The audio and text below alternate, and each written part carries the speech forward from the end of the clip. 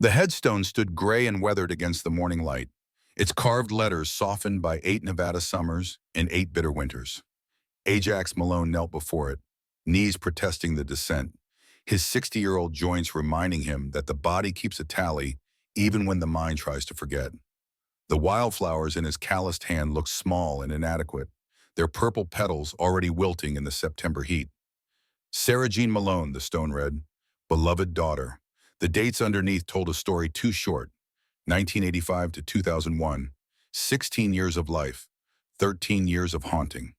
He laid the flowers against the granite, his fingers lingering on the engraved letters of her name. The cemetery stretched empty around him, row upon row of stones marking the passage of lives lived and lost. Carson Springs Memorial Gardens sat on the eastern edge of town, where the desert began its slow reclamation of anything human hands tried to build. Joshua trees dotted the landscape beyond the fence, their twisted arms reaching skyward like penitents frozen in prayer. The morning air carried the scent of sage and distant rain, though the sky showed no promise of clouds. 8 years. The number rolled through his mind like a liturgy he'd memorized against his will. 8 years since the phone call. 8 years since he'd stood in a different cemetery watching them lower Linda into the ground, her face gaunt from the cancer that had eaten her alive over 18 months of hospitals and false hopes. 8 years since he'd become a man alone in a house that still smelled like her perfume in the closets, her shampoo in the bathroom, her disappointment in every corner where Sarah's photographs watched him with accusing eyes. But Sarah's death had come 7 years before Linda's. 13 years ago this very morning, a drunk driver had crossed the center line on Highway 50 and turned his daughter into a statistic, a headline, a closed casket at a funeral where Ajax had stood too drunk to cry. The irony wasn't lost on him. The bottle he'd turned to after Sarah died had been the same reason she died in the first place. She'd called him that night, her voice small and scared on the phone. The party had gotten out of hand. Could he pick her up? But he'd been 3 whiskeys deep and climbing, the television blaring some game he couldn't remember now, and he'd told her to figure it out. Get her mother to do it. He was tired. 2 hours later, the police had knocked on the door. Linda had been working the night shift at Carson Springs Regional, 12 hours of trauma and blood and trying to save strangers. She hadn't been there to answer Sarah's call, but Ajax had been. Ajax, who'd promised at Sarah's birth that he'd always protect her, always be there when she needed him. Ajax, who'd served in the Marines and survived Khe Sanh and carried wounded brothers through jungle hell, and somehow thought that made him invincible, untouchable by the soft failures of civilian life. He'd been wrong. The girl who'd gotten into the car with Sarah had survived. Broken pelvis, shattered femur, 6 months of physical therapy, but alive. Sarah, who'd been in the passenger seat, had taken the brunt of the impact. The steering column had crushed her chest. The coroner said she'd died instantly, that she hadn't suffered. Ajax had wanted to believe that. He'd needed to believe that. But late at night, when the whiskey stopped working and the ghost came calling, he wondered if she'd had time to be afraid. If she'd thought about calling him, if her last thought had been disappointment that her father hadn't come. Linda had never said the words directly. She'd been too kind for that, too broken by her own grief to add to his. But he'd seen it in her eyes every day after the funeral. Every time she looked at him, there was a question she never asked but that hung between them like smoke. Why weren't you sober? Why didn't you go get her? Why couldn't you save our daughter? He hadn't had an answer then. He didn't have one now. The cancer had taken Linda slowly, cruelly. Breast cancer first, then lungs, then bones. She'd fought it with the same quiet determination she'd brought to everything else in her life, enduring chemo and radiation and surgeries that carved away pieces of her until there was nothing left but pain and morphine and a hospital room that smelled like antiseptic and dying flowers. Near the end, delirious with fever and medication, she'd called out for Sarah. Not for Ajax, never for Ajax. And when she finally slipped away on a gray Tuesday morning in November, he'd felt relief mixed with his grief. Relief that she wouldn't hurt anymore. Relief that he wouldn't have to see that question in her eyes every morning over coffee. Relief and the crushing guilt that came with feeling relieved. After Linda died, he'd sold the house. Too many ghosts in those walls. Too many memories pressed into the carpet and painted over on the ceilings. He'd bought a small apartment on the edge of town, 2 rooms and a kitchenette, just enough space for a man who didn't want company. The Marines had taught him to live lean, to carry only what he needed. Vietnam had taught him that attachment was a luxury that could get you killed. So he'd stripped his life down to the essentials: a bed, a table, a motorcycle in the parking space below. The photographs of Sarah and Linda went into a box in the closet. Looking at them hurt too much. Not looking at them hurt worse. The Iron Wolves Motorcycle Club had saved him, though he wouldn't have used that word. Saved implied rescue, implied someone had pulled him from drowning waters and breathed life back into his lungs. What the club had done was simpler and more necessary. They'd given him a reason to wake up. Flint Morrison had found him at the VFW Hall 6 months after Linda's funeral, drunk at noon on a Thursday, staring at the names on the Vietnam Memorial Wall like he was searching for his own. Flint, who'd been a medic at Khe Sanh, who'd held Ajax's hand steady while he dug shrapnel out of a lance corporal's thigh, had sat down next to him without a word. They'd stayed there in silence for 20 minutes before Flint had finally spoken. "We ride on Sundays. You should come." Ajax had gone. Not because he wanted to, not because he thought it would help, but because Flint had asked, and you didn't say no to a man who'd saved your life in a jungle 40 years ago. The Iron Wolves weren't a gang, despite what the town whispered. They were veterans, mostly. Men who'd seen things that didn't translate to civilian life, who carried wounds that didn't show on x-rays. They rode together on Sundays, long stretches of empty highway where the engine noise drowned out the thoughts and the wind stripped away everything but the present moment. It was the closest thing to peace Ajax had found since Sarah died. The sun climbed higher, throwing harsh shadows across the cemetery. Ajax's knees ached from kneeling, but he didn't stand. Not yet. This was his ritual, his penance, his way of marking time. Every year on the anniversary of Sarah's death, he came here, brought wildflowers because she'd loved them, hated the stiff formality of roses, sat with her for an hour and talked to a stone that couldn't answer back, told her about his week, about the club, about the small kindnesses and cruelties of a world that kept turning without her in it. This year, he had less to say, or maybe he'd just run out of words. 60 years old, he thought. Sarah would have been 29, old enough to have kids of her own. He might have been a grandfather. Linda would have loved that, would have filled their house with toys and laughter and all the noise that comes with small children discovering the world. But that was a life that belonged to some other Ajax, some version of himself who'd answered the phone sober and driven to that party and brought his daughter home safe. "I failed you," he thought, not for the first time. The words had become a mantra, a prayer said backward. "I failed you and your mother never forgave me, and I don't know how to forgive myself." The wildflowers lay against the stone, already dying. Everything died eventually. That was the only promise the universe kept. Ajax's back protested as he finally stood, vertebrae crackling like old wood. His shadow fell long across Sarah's grave, a dark finger pointing west toward the highway, toward the empty miles where he'd spend the rest of the day trying to outrun ghosts that rode faster than any motorcycle ever built. He touched the top of the headstone one last time, the granite warm under his palm from the morning sun. Then he turned and walked back toward the parking lot where his 1982 Harley-Davidson Road King waited. Chrome gleaming, engine cold. The bike had been his one indulgence in a life stripped to necessities. He'd bought it new back when Sarah was 5 and Linda was alive, and he still believed that good things lasted. 43 years of riding, of maintenance and repair, of putting 200,000 miles on an engine that should have died a decade ago. But he'd kept it running through sheer, stubborn will, replacing parts one at a time, rebuilding the transmission twice, the carburetor 3 times. It was the only thing he'd owned longer than his guilt. The ride from the cemetery to the VFW Hall took 10 minutes through morning traffic.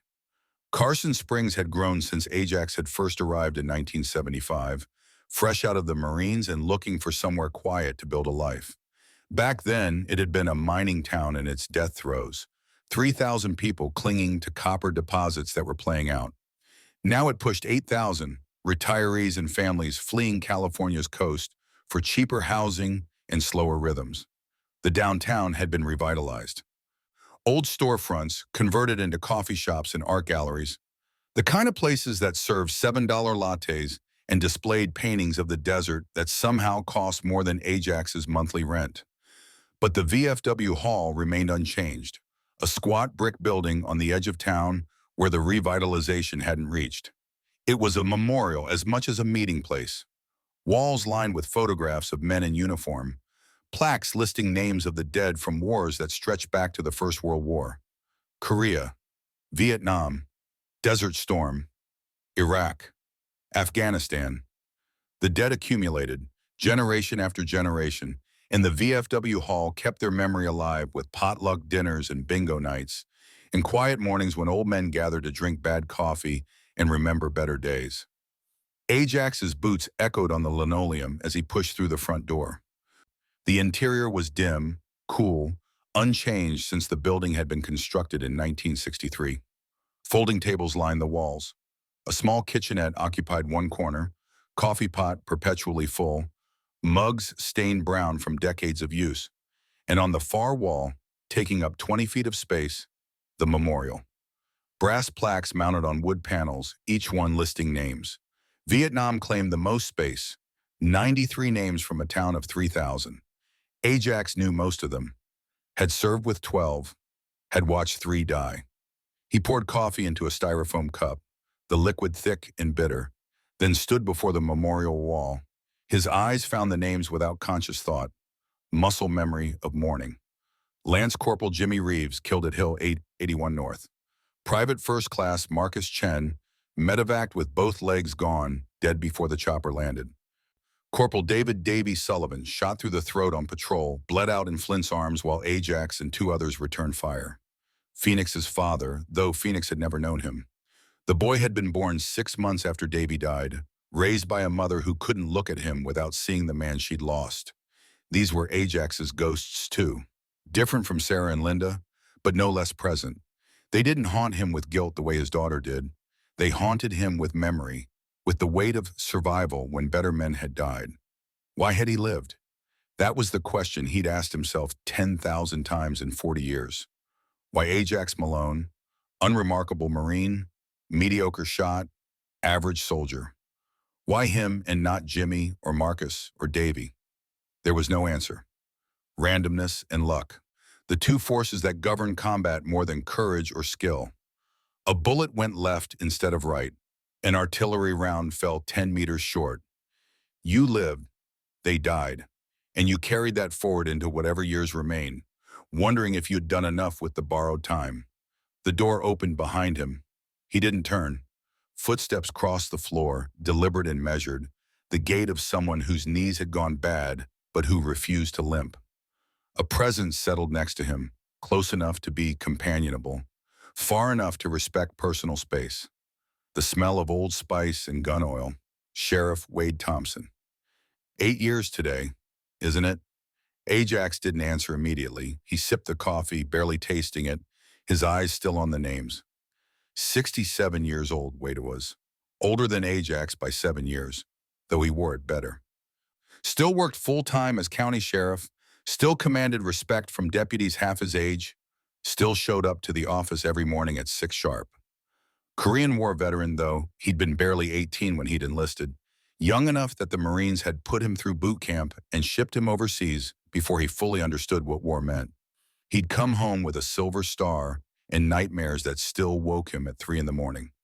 You remember, Ajax said. It wasn't a question. Wade's reflection appeared in the glass that covered the memorial plaques, his face distorted by the overhead lights. How could I forget? Buried my boy the same year. Different circumstances, same hole in the chest. They stood in silence, 2 old soldiers before a wall of the dead, veterans of wars separated by a generation, but united by the specific knowledge of what it meant to send young men to die for reasons that seemed less clear with every passing year. Wade's son had been a Marine too, 3rd generation. He died in Fallujah, IED on a road that had been cleared and marked safe 2 hours before. He'd been 23. Wade and his wife had buried him in the same cemetery where Sarah lay. Different section, but same earth. You ever stop feeling like you failed them? Ajax asked. Wade took his time answering. He did that, always measured his words like ammunition he couldn't afford to waste. His hand came up to touch one of the plaques, fingers tracing a name Ajax couldn't see from this angle. No, he said finally, but I learned to carry it better, like a pack that fits right. Still heavy? But you adjust your stride. Ajax nodded. That was honest, at least. No false comfort, no platitudes about time-healing wounds or God's plan. Just the truth. You learned to carry it, or you broke under the weight. He'd been breaking for 13 years. Maybe it was time to learn a different way. You riding today? Wade asked. Always do. Clear my head. Ajax, you can't outrun ghosts. Maybe, but I can ride till I'm too tired to see them. Wade's hand dropped from the memorial. He turned to face Ajax directly, his sheriff's uniform crisp despite the early hour, badge polished to a mirror shine. His face carried the lines of 67 years, deep grooves around his eyes and mouth, but his gaze remained sharp. The war hadn't dulled that, neither had his son's death. He'd learned to carry it better. Be careful out there, Wade said. Willow Highway sees a lot of accidents this time of year. Summer tourists heading home, not paying attention. I'm always careful. That was a lie, but Wade didn't challenge it. He knew about Ajax's Sunday rides, the long hours on empty highway pushing the bike to speeds that would get him arrested if any deputy caught him. But Wade made sure no deputies patrolled Willow Highway on Sunday mornings. Small mercy from an old friend who understood that some men needed to flirt with death to remember they were still alive. Wade placed a hand on Ajax's shoulder. Brief pressure through the leather jacket. Be careful, he repeated. Then he was gone, footsteps echoing back across the linoleum, doors swinging shut with a pneumatic hiss. Ajax finished his coffee in the empty hall. The names on the wall stared back at him, bronze letters catching the light. He knew what they'd say if they could speak. Stop wasting the life we didn't get. But knowing and doing were different countries, separated by an ocean of grief that he'd been trying to cross for 13 years. He left the VFW hall and climbed back onto his bike. The engine turned over with a deep rumble, familiar as his own heartbeat. He'd be late meeting the others, but they'd understand. They knew where he'd been. They knew what today meant. The Iron Wolves Motorcycle Club gathered at Miller's gas station on the western edge of Carson Springs, where the town gave way to open desert and Highway 50 stretched toward the horizon like a promise. The gas station had been there since 1958, original owner long dead, but the current proprietor kept the vintage pumps and faded signage as a tribute to simpler times. 2 pumps, cash only, no computer screens or credit card readers, just gas and oil, and a candy counter that still sold Charleston chews and Red Hots. 5 motorcycles waited in the parking lot when Ajax arrived. 5 men who'd ridden with him through more Sundays than he could count, through seasons and years and the slow accumulation of losses that came with growing old. They stood in a loose circle, morning light glinting off chrome and leather, their faces turning toward him as he pulled in. No words of greeting, just nods, acknowledgement of his presence and his pain and the fact that he'd shown up despite it. That's what brothers did. Flint Morrison lit a cigarette, the flame from his Zippo bright in the shade of the gas station overhang. 58 years old, tall and rail thin, hair gone white but still thick enough to pull into a ponytail. He'd been a medic in Vietnam, assigned to Ajax's unit at Khe Sanh, and had saved more lives than he'd taken. But the war had changed him the way it changed everyone. The gentle bedside manner he'd learned in medical training had hardened into something more brittle, more sardonic. He smiled less than he used to, laughed mostly at things that weren't funny, but his hands remained steady, and when someone needed help, Flint was always first to arrive. Ready to ride, Gunner. The nickname from 40 years ago, from the M60 Ajax, had carried through the jungle, heavy and lethal, and somehow comforting in its mechanical simplicity. Ajax killed the engine, silence settling over the parking lot. Born ready, Doc. Kodiak Jensen stood apart from the others, performing his pre-ride inspection with the methodical precision of a former police officer who'd spent 30 years enforcing traffic codes. 62 years old, Built like his nickname suggested, 6'5" and 280 pounds of muscle gone soft around the middle, but still formidable. He'd retired from the Carson Springs Police Department 5 years ago, full pension and a commendation from the mayor, but the cop never left him. He noticed things, watched for trouble, kept mental notes of license plates and suspicious behavior even when he wasn't wearing a badge. "Your rear tire's down 5 psi, Kodiak said without looking up from his inspection, and you need to adjust your chain tension. I'll handle it." "You say that every week." "I mean it every week." Kodiak straightened, knees popping audibly. His face was scarred from a domestic violence call gone wrong, a knife across his left cheek that had required 40 stitches and left a keloid ridge from ear to jaw. The woman had died anyway, killed by her husband while Kodiak lay bleeding on the kitchen floor. He joined the Iron Wolves 2 weeks after he left the hospital, looking for something the police department couldn't give him. Permission to admit that sometimes you couldn't save everyone. Wrench Davis knelt beside his bike, tools spread on a clean cloth, tightening a bolt that probably didn't need tightening. 55 years old, mechanic by trade and temperament, he spoke mostly through his hands. Words came hard for Wrench, had since childhood, some combination of shyness and mild speech impediment that made every sentence an effort.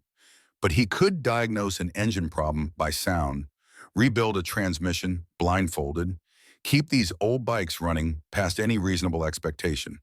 His father had been a Baptist minister, fire and brimstone, and Wrench carried that weight quietly, struggling with a faith that demanded belief in a loving God while the world provided constant evidence to the contrary. Diesel crew shadowboxed in the corner of the parking lot, still warming up despite the heat, combinations flowing with the muscle memory of a man who'd once fought professionally. 52 years old, former middleweight, 32 wins and 8 losses before a detached retina ended his career at 29. He'd taken too many hits, spent too many rounds absorbing punishment, and now his left eye wandered sometimes, focus slipping, but his hands remained quick, reflexes sharp, and beneath the scar tissue and bent nose lived a gentle soul that couldn't stand to see anyone hurt. Phoenix Sullivan sat on his bike, the youngest of them at 48, still called Kid despite gray threading his dark hair. Orphaned before birth, raised by a mother who died when he was 17, he'd spent years in foster care bouncing between homes that didn't want him. The Iron Wolves had become the family he'd never had. Ajax, the father figure who taught him to ride, to maintain his bike, to carry himself with the quiet dignity that came from knowing your worth even when the world tried to tell you otherwise. He was lean and quick, nervous energy that never settled, always scanning for the next threat, the next disappointment, the next abandonment. Ajax dismounted and joined the circle. 5 men, 5 broken histories, 5 reasons for being here instead of in church or with family or doing any of the things that normal men did on Sunday mornings. They were veterans and divorcees and men haunted by failures they couldn't forgive. But together, united by the brotherhood of the road and the deep understanding that came from shared trauma, they'd found something approximating peace. "Where are we riding?" Phoenix asked.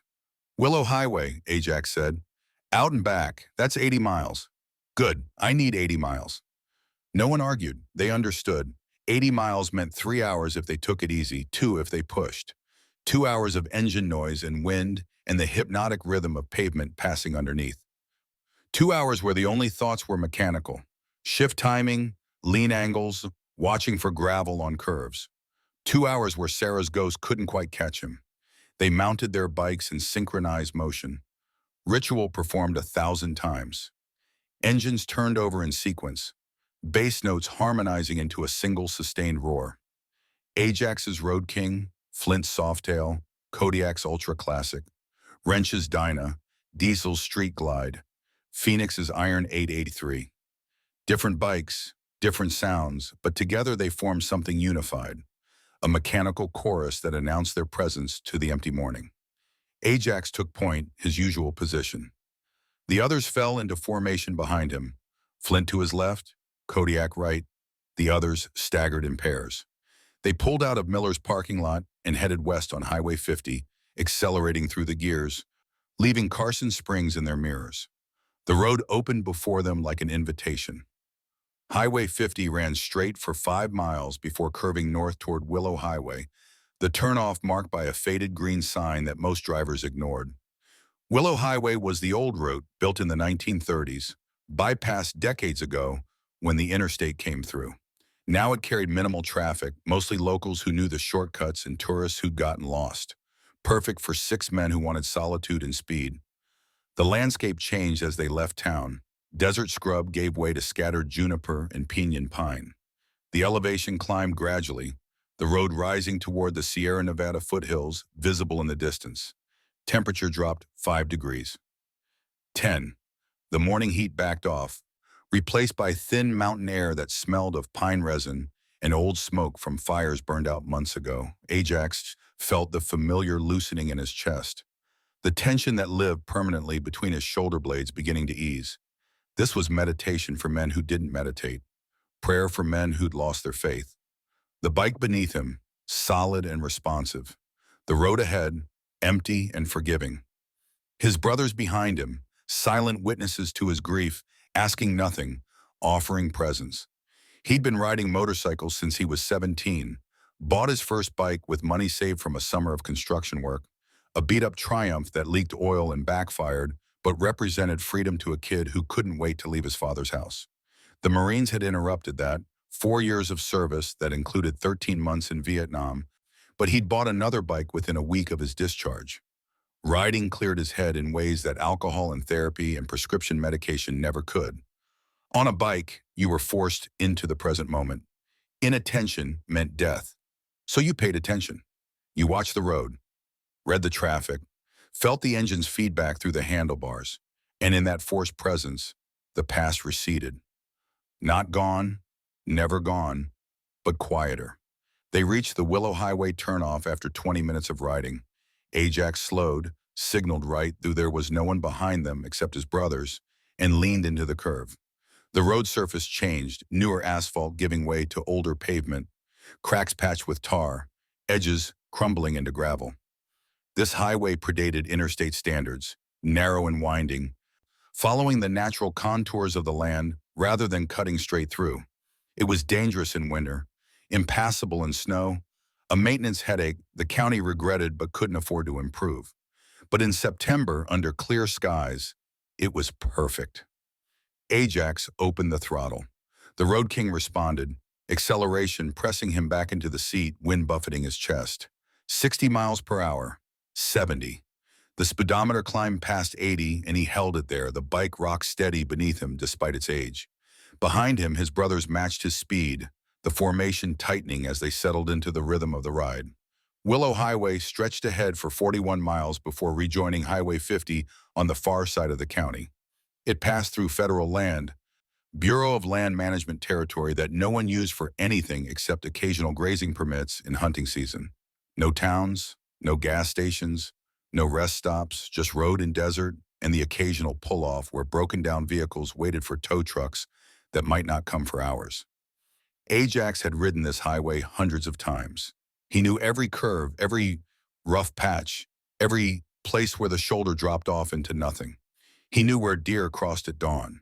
He knew where flash floods cut across the road after summer storms. He knew which mile markers had been replaced and which dated back to the highway's construction. This road was his cathedral, his confessional, his penance and absolution rolled into one. The first 10 miles passed in silence, broken only by wind and engines. They rode past scrubland populated by sage and rabbit brush, past rocky outcrops where lizards sunned themselves, past dry washes that filled once or twice a year and stayed bone dry the rest of the time. The sky overhead stretched infinite and blue, not a cloud visible, the kind of sky that made you understand why ancient peoples had thought heaven lived above the earth. Ajax's mind drifted in the way it always did on long rides, not thinking exactly, not problem-solving or planning, just existing in the moment, watching the road, feeling the bike, letting thoughts surface and fade without attachment. Sarah appeared in his memory, not as she'd been in the casket, but as she'd been at 7, gap-toothed and laughing, covered in mud from playing in the irrigation ditch behind their house. Linda appeared beside her, younger, healthier, before the cancer, before the grief, smiling the smile she'd worn when he'd first asked her to dance at the VFW Christmas party in 1983. Good memories, painful in their sweetness, reminding him of everything he'd lost and could never recover. But today the memories felt different, less sharp, less accusatory. Maybe it was the riding, the mechanical meditation that softened everything. Maybe it was age, the slow accumulation of years that added distance between now and then. Or maybe it was exhaustion, 13 years of grief finally wearing him down to the point where he simply couldn't sustain the same intensity of self-loathing. Wade's words echoed in his mind. You can't outrun ghosts. Ajax knew that, had always known it, but running felt better than standing still, and he'd never learned another way to cope. 20 miles out from Carson Springs, deep into federal land, where the highway ran straight for 5 miles through a shallow valley, Ajax saw the first indication that something was wrong. Movement in his peripheral vision, left side coming from the tree line. His combat instincts activated before his conscious mind registered the threat. He eased off the throttle, hand moving toward the brake, eyes scanning the terrain. A figure emerged from the ponderosa pines that bordered the highway, small, moving erratically, arms waving. Ajax's heart rate spiked. He raised his left hand, closed fist. The signal rippled through the formation. Danger. Slow down. Prepare to stop. 5 engines decelerated in unison, the mechanical harmony breaking into individual notes as each rider downshifted. The figure resolved into focus as they closed the distance. A child. A girl, maybe 10 years old, barefoot and stumbling, her face streaked with dirt and tears. Her dress was torn, once yellow, but now stained brown with soil and what might have been blood. She ran toward the highway with the desperate, graceless gait of someone at the end of their endurance. And she was screaming. The sound cut through engine noise and wind, high and terrified and unmistakably human. Ajax felt it in his chest, a spike of adrenaline that brought everything into sharp focus. He hit the brakes, the Road King's wheels locked up briefly before he released and reapplied pressure, bringing the bike to a controlled stop on the shoulder. Behind him, 5 more bikes slid to a halt, riders dismounting before engines died. The girl reached the pavement and collapsed to her knees 20 feet from where Ajax stood. Her chest heaved with sobs, hair tangled with pine needles and small twigs, bare feet bleeding from running over rough ground. She looked up at them with eyes gone wild with fear, and Ajax saw Sarah in her face. Not a resemblance, nothing physical, just the expression of a child in mortal terror, a look he'd seen in Vietnam on villages they'd passed through, on faces too young to understand the violence that had touched them. Ajax was moving before conscious thought caught up. He crossed the distance in 4 strides, muscle memory from 40 years ago kicking in. Assessed the threat, secured the civilian, established perimeter. He dropped to one knee in front of the girl, hands visible. Body language as non-threatening as a 6'3" former Marine could make himself. Hey now. His voice came out gravel rough from the ride. You're okay. You're safe now. What happened? The girl's sobs continued, her whole body shaking with the force of them. She tried to speak but couldn't form words, terror and exhaustion rendering her mute. Behind Ajax, his brothers formed a protective semicircle, faces hard, eyes scanning the tree line for whatever had sent a child running into the desert.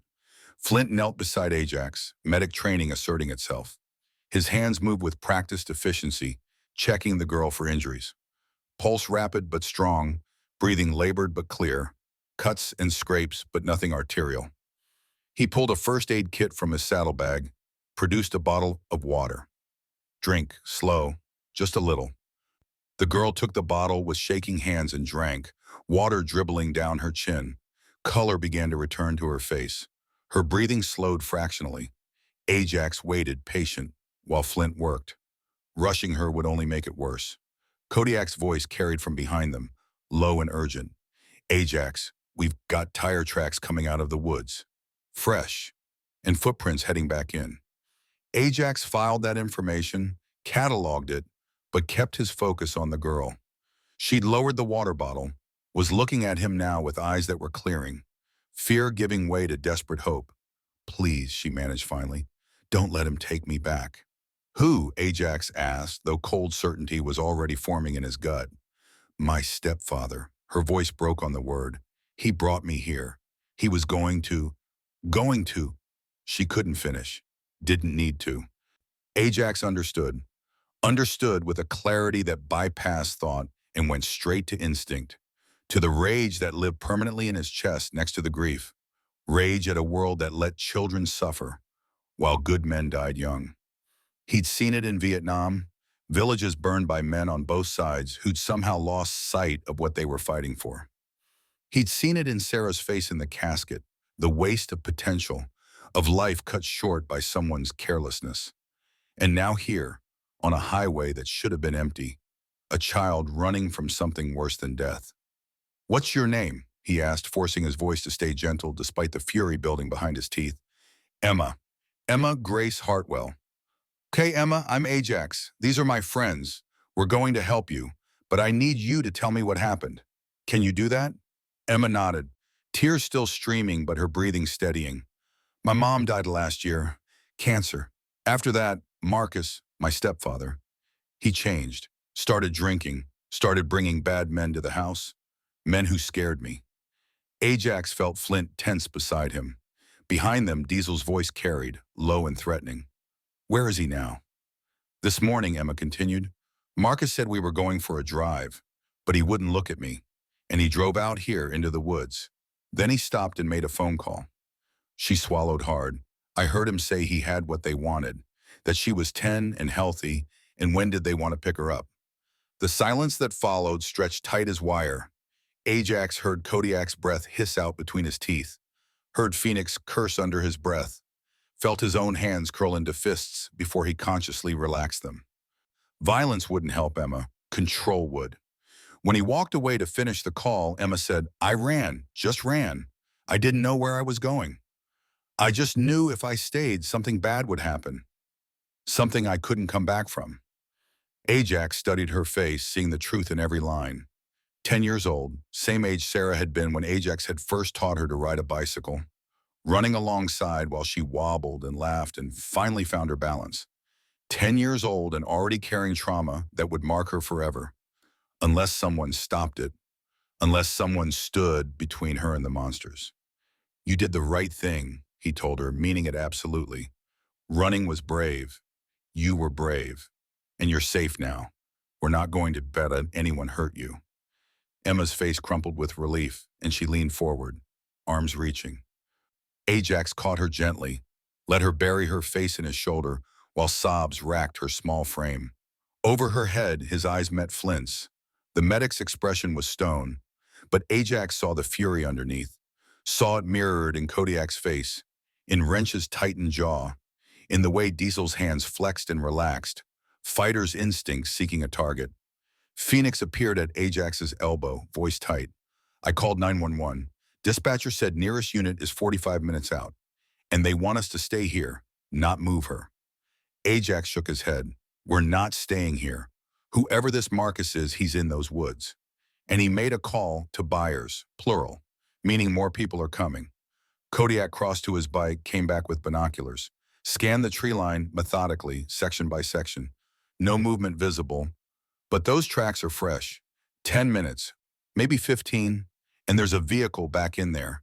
I can see tire marks, broken branches. How many people? Can't tell. At least one, maybe more.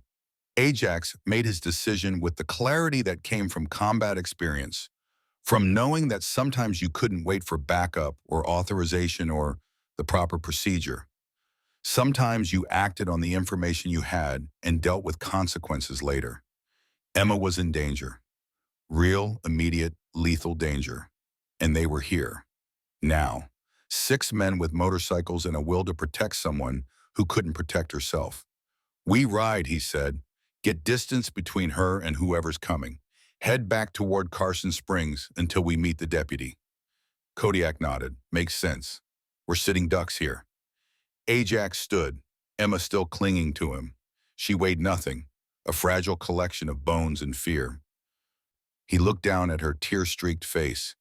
Emma, I need you to ride with me. On my motorcycle. Have you ever ridden one? She shook her head. It's loud and it's fast, but it's safe. I've been riding 40 years without an accident. You're going to sit in front of me and hold on tight. Can you do that? Another nod, this one more certain. Anything. Just please don't leave me here. We're not leaving you. That's a promise. Wrench had already retrieved a helmet from his saddlebag, the small one he kept for his nephew on the rare occasions the kid visited. It was too big for Emma, but he adjusted the straps, tightened it until it sat secure if comically oversized on her small head. Flint wrapped her feet in gauze, temporary protection until they could get her to a hospital. Ajax lifted Emma onto the Road King's seat, positioned her in front of him, her back against his chest. Your job is to hold onto the gas tank right here, keep your feet on these pegs, and lean with me when we go around curves. Just follow my body. Understand? I understand. He mounted behind her, the bike dipping under their combined weight, started the engine. The rumble made Emma flinch, but she didn't let go. Ajax felt her small hands tighten on the tank, knuckles white through the dirt. The other riders were already mounted, engines running, formation reforming. They dropped their usual staggered pattern in favor of a tight cluster, protective circle around Ajax and Emma. Kodiak took point, his bulk and cop presence the most intimidating. Flint and Diesel flanked Ajax's position. Phoenix and Wrench fell back as rear guard. Ajax engaged the clutch, eased into first gear. The bike rolled forward, smooth and controlled. Emma's breathing quickened, but she held position, following his instructions. Good girl, he murmured. Just like that. They accelerated gradually, building speed as they put distance between themselves and the spot where Emma had emerged. 30 miles per hour, 40, 50. Ajax kept it controlled, not wanting to terrify the kid any more than she already was. Behind them, Willow Highway stretched empty, heat shimmer rising off the pavement. They'd covered maybe a mile when Diesel's voice came through the helmet comm, urgent. Ajax, we've got a vehicle coming up fast from behind, half mile and closing. Ajax checked his mirror. Dust plume visible, vehicle pushing hard. His chest tightened. Coincidence? Or something worse? How fast? 80, maybe 90. And it's not slowing down. Ajax made a calculation in the second he had available. They were still 35 miles from Carson Springs. 45 minutes until the deputy arrived. And someone was coming up behind them with serious intent. Running would put Emma at risk if it came to a high-speed chase. But stopping meant confrontation, potential violence, and they had a traumatized child in the middle of it.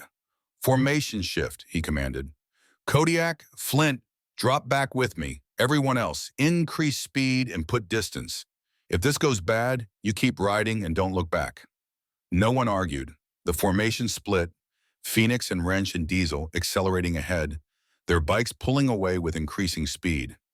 Kodiak and Flint bracketed Ajax, the three of them holding steady at 50, while the vehicle behind continued closing. Ajax could see it clearly now in his mirror.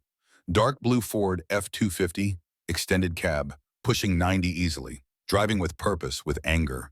His combat instincts screamed warning. This wasn't random. This was pursuit.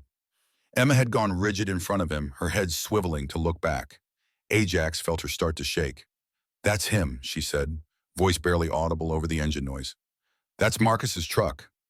Ajax's hands tightened on the grips. Okay, that's fine. Just hold on tight and trust me. The truck closed to a quarter mile.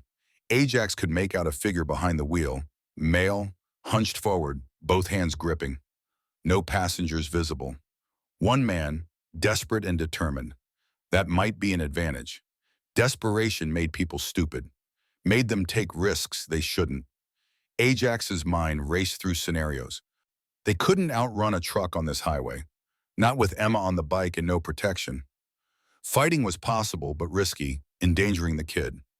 Talking might work if Marcus was rational, but men who tried to sell children rarely were. That left positioning, tactics, using the terrain and their numbers. Kodiak's voice. Instructions? Get ready to block if he tries to pass. We keep him behind us until the deputies arrive. And if he's armed, then we deal with that when it happens. The truck closed to 500 feet. 400. Ajax could see the driver's face now, distorted by speed and mirror reflection, but recognizable as human, as desperate. Marcus Hartwell, presumably, former stepfather, current predator, a man who'd broken something fundamental in himself and thought he could trade a child to fix it. 300 feet. The truck's engine roared, transmission downshifting for more power. It swerved into the oncoming lane, trying to pass. Kodiak reacted instantly, his ultra-classic sliding left, blocking. The truck swerved back, frustrated. Flint moved right, closing that angle. 200 feet. Ajax could feel Emma trembling against him, fear vibrating through her small frame. He wanted to comfort her, wanted to promise everything would be fine, but he'd learned long ago not to make promises he might not keep. Instead, he kept his voice steady, calm, the tone that had kept young Marines from panicking under fire. "You're doing great, Emma. Just hold on. We've got you." The truck closed to 100 feet, near enough that Ajax could see Marcus's face clearly. Unshaven, eyes wild, mouth moving in what might have been screaming or crying or both. He looked like a man at the end of something, all options exhausted, desperation curdled into rage. Dangerous, unpredictable. 50 feet. The truck's front bumper filled Ajax's mirror. He calculated speed and distance, planned his response. If Marcus tried to ram them, Ajax would brake hard, let the truck overshoot, then accelerate and create distance. Risky with Emma on the bike, but better than taking a direct hit. 25 feet. Marcus's hand appeared out the driver's window. Not a weapon, just gesturing, pointing, demanding, trying to communicate something through speed and fear and the gulf between them. 10 feet. Then the truck's brake lights flared red. The distance opened fractionally. Marcus was backing off, falling back to 50 feet, then 100. He'd made his point, let them know he was there, but wasn't committing to violence. Yet, Ajax's tactical mind cataloged this new information. Marcus wanted Emma back, clearly, but he wasn't willing to kill her to get her. That suggested some thread of humanity remained. Some line he wouldn't cross. That could be leverage, or it could be temporary restraint that would collapse under enough pressure. The truck maintained position 100 feet back, neither advancing nor retreating. A standoff at 50 miles per hour, predator and prey and the men standing between them. Ajax's options narrowed. They were still 20-plus miles from help. Running hadn't worked. Fighting would be reckless. That left talking, though talking on a highway at speed was nearly impossible. But nearly impossible was different from impossible. He eased off the throttle, slowing incrementally. Kodiak and Flint matched his speed, the formation tightening. The truck behind slowed proportionally, maintaining distance. Ajax brought them down to 40 miles per hour, then 30. Slow enough for conversation if Marcus was willing. The truck stayed back. Ajax brought them down to 20, then 15. Finally, he pulled onto the shoulder and stopped, boot heels digging into gravel. Kodiak and Flint flanked him, bikes idling, hands visible, but bodies positioned to move fast if needed. The truck stopped 100 feet back, engine running, driver door opening. Marcus Hartwell climbed out with the careful movements of someone who'd been driving too fast and too angry and was now crashing from the adrenaline. He was tall, 6'1" maybe, but gaunt, weight loss evident in the way his jeans hung loose on his frame. His face showed the damage of sustained stress. Deep lines, sunken eyes, skin with the gray pallor of someone who wasn't eating or sleeping right. His hands shook as he raised them, palms out, universal gesture of peace. "Please," his voice carried across the distance, cracking on the single word. "Please don't take her any further. Just, please." Ajax didn't move, didn't respond. He felt Emma pressed against his chest, breathing rapidly, her whole body coiled with tension, ready to flee. Kodiak and Flint held position, silent witnesses, letting Ajax handle this, the leader's burden. Marcus took a step forward. Ajax's hand moved fractionally toward the knife sheath on his belt. Marcus saw it, stopped, raised his hands higher. "I'm not going to hurt anyone. I need to explain." "Your explanation can wait for the police," Ajax said. "They're on their way. You don't understand." Marcus's face crumpled, something desperate breaking through. I didn't have a choice. They were going to kill me. They said if I didn't bring her. He's lying, Emma said, voice small but certain. He called them. He said he had what they wanted. I heard him. Marcus flinched like she'd struck in him. Emma, please. You have to understand, I was trying to buy us time. I thought if I went through the motions, if I met with them, I could find a way out. By bringing your daughter to a handoff? Kodiak's voice cut through, cold as steel. That's your definition of protection? She's not my daughter, Marcus said, then immediately looked like he regretted the words. I mean, not biologically. Her mother and I, we were only married 3 years before the cancer. Ajax felt rage building in his chest. The kind of cold fury that in Vietnam had made him dangerous, made him the Marine who charged enemy positions when others held back. This man, this broken excuse for a father, had just given away the truth. Emma was expendable to him because she wasn't blood, as if love required DNA. So that makes it okay? Ajax kept his voice level through force of will. She's not yours biologically, so you can sell her to traffickers? No, Marcus took another step, desperation overriding caution. That's not what I meant. I love her. I loved her mother. But after Sarah died, Ajax went cold at the name. What did you say? Marcus blinked, confused. Her mother, Sarah Hartwell. The cancer, not her, Ajax interrupted. You said Sarah, that was your wife's name? Marcus nodded, still not understanding where this was going. Ajax felt the past and present colliding, reality bending in ways that made no sense. Sarah. There were thousands of Sarahs, tens of thousands. It meant nothing, coincidence. But still, the name hit him like a physical blow, a reminder of everything he'd lost layered onto everything Emma was losing. What was her maiden name, Ajax asked, not sure why it mattered, but needing to know. Hartwell. No, wait. Before we married. Collins. Sarah Collins.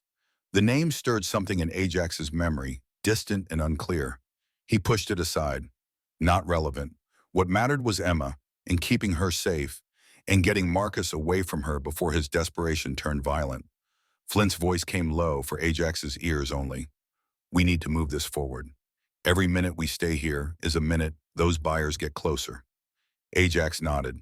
He focused back on Marcus, who stood frozen 50 feet away, hands still raised, face showing the collapse of whatever plan he'd thought he had. You called these people, Ajax said.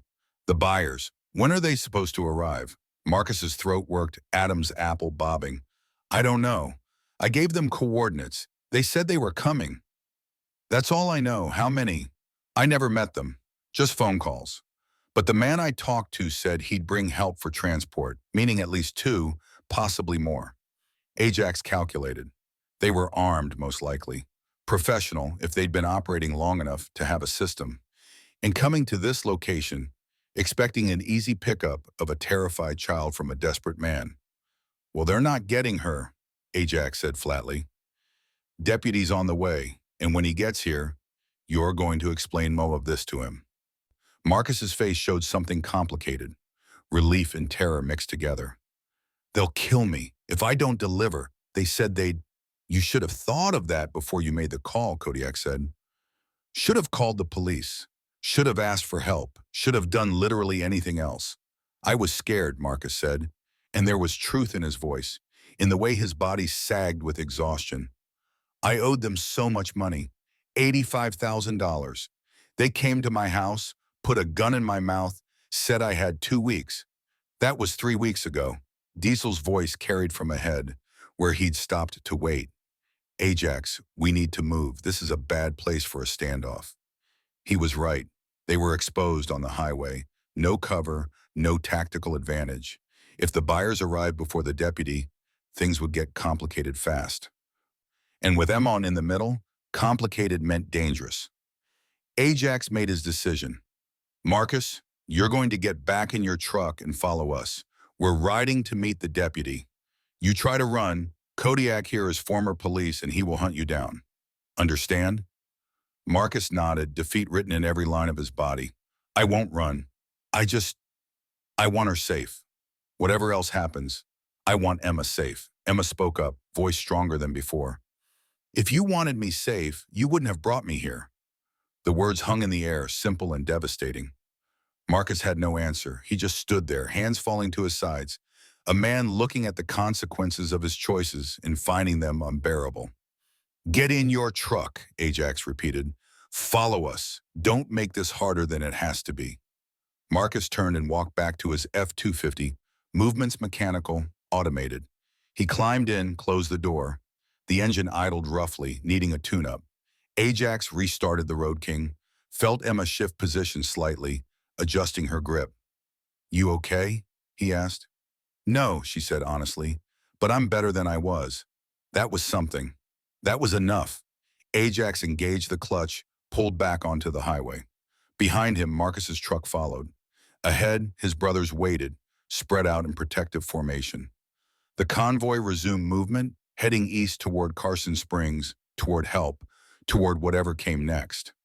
They rode in tense silence, speed held to a careful 45, watching mirrors and scanning the highway ahead. Miles passed. Ajax's mind worked through scenarios, contingencies, responses to potential threats. He'd spent 13 years trying to outrun the past. And now suddenly, the present demanded the kind of tactical thinking he hadn't needed since Vietnam.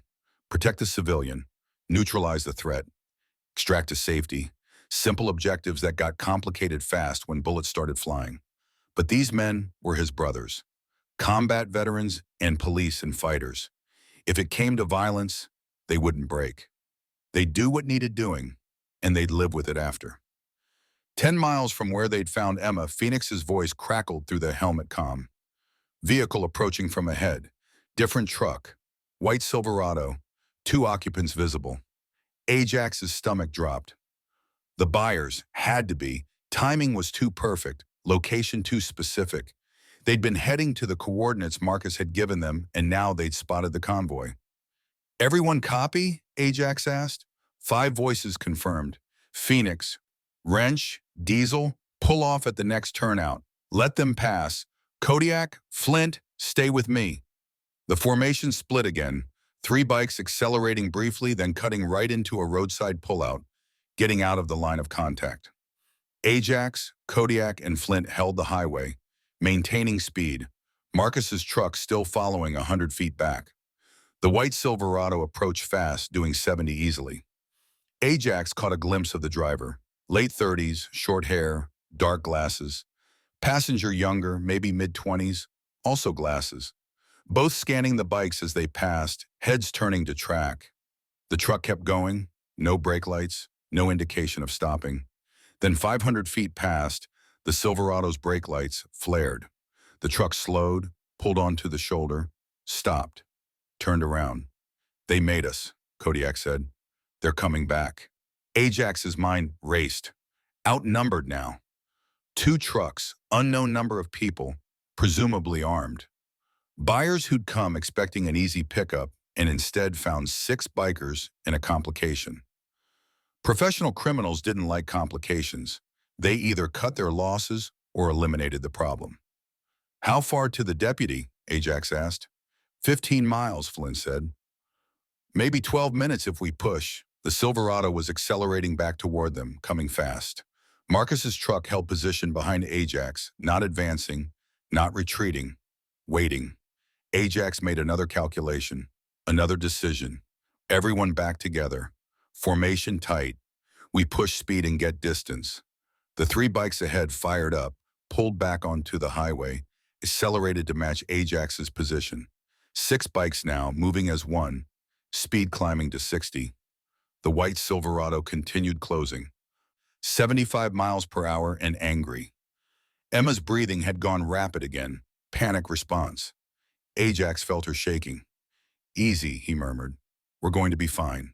Just hold on tight. The Silverado closed to a quarter mile. Driver's window rolled down. Ajax saw an arm extend, something dark in the hand. Gun. Had to be. Everyone scatter, Ajax commanded. Don't give them a group target. 6 bikes split across both lanes in the shoulders, spreading out, making themselves harder to hit. The Silverado came on, closing distance. Ajax saw the muzzle flash before he heard the crack of the shot. Pistol fire. Wildly inaccurate at speed, but terrifying nonetheless. Another shot. Another. The bullets went wide, physics making accurate shooting from a moving vehicle nearly impossible. But fear didn't care about physics. "Return fire," Kodiak said, and Ajax heard the distinctive boom of a large caliber handgun. Kodiak carried a .44 Magnum, law enforcement issue, probably shouldn't have it as a retired cop, but had kept it anyway. The Silverado swerved, driver flinching from the shot even though it missed by 20 feet. The trucks fell back, apparently reconsidering the wisdom of attacking armed bikers. They maintained distance now, pacing the bikes at a quarter mile, neither advancing nor retreating, stalking, waiting for an opening. Ajax's tactical assessment was grim. They were still 10 miles from help. They had Emma exposed on the back of a bike. They were outnumbered, and somewhere behind them was Marcus, wild card, allegiance uncertain. If he decided to help the buyers, 3 against 6 became 3 against 7. Minutes stretched, tension ratcheting higher. The convoy moved at 70 now, dangerous speed on this highway, but necessary. Every mile brought them closer to safety. Then Marcus's truck accelerated, closing the gap. Ajax watched in his mirror, hand moving to his knife, ready for betrayal. But the truck didn't try to ram. It just pulled alongside, Marcus's face visible through the window. Desperate. He was shouting something. Mouth moving, words lost to wind and engine noise. Ajax couldn't make it out. Marcus pointed ahead, gesturing urgently, then behind at the pursuing vehicles, trying to communicate something. Kodiak pulled level with Marcus's truck, close enough to hear. His voice came through the comm seconds later. "He's saying he knows these guys, says they're not going to stop, says they'll kill all of us if they have to. Tell him thanks for the assessment," Diesel said sarcastically. Ajax processed the information.